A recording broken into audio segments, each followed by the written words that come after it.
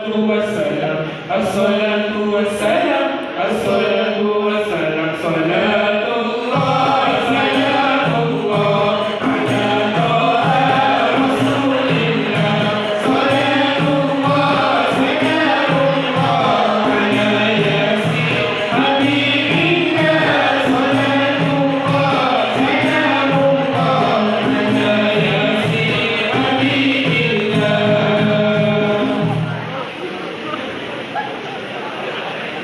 Assalamualaikum warahmatullahi wabarakatuh.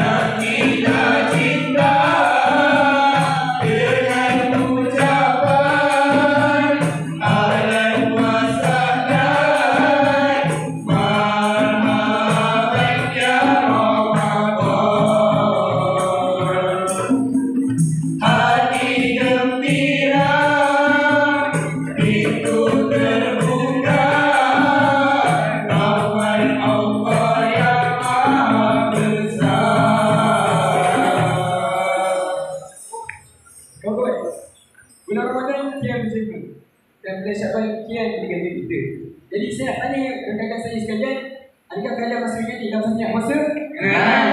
Alhamdulillah. Akan tetapi, adakah kalian juga masih mengingati lafaznya puasa? Syukur, alhamdulillah. Jadi boleh tak sama-sama kita menyanyikan lafaznya puasa beramai-ramai? Boleh tak boleh? Kalau boleh, mari sama-sama kita nyanyikan bersama-sama.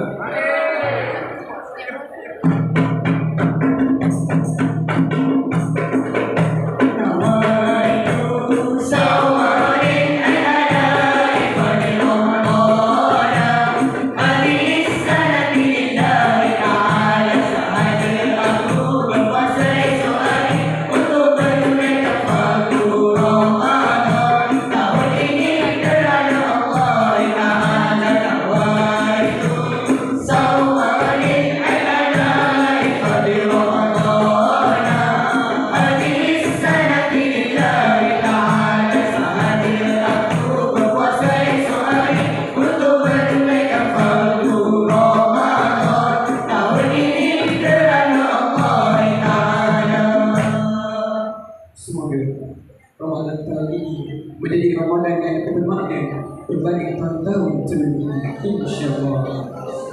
Sekian, wabillahi hidayah. Wassalamualaikum warahmatullahi wabarakatuh.